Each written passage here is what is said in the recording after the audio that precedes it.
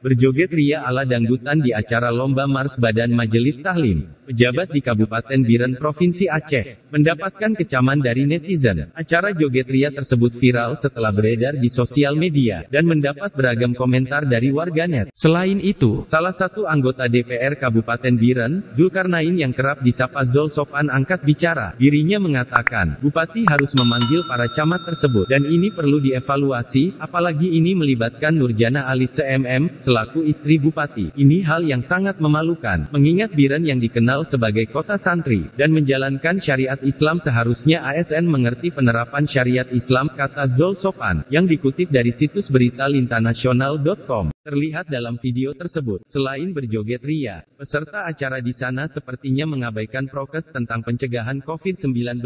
Berikut video lengkapnya.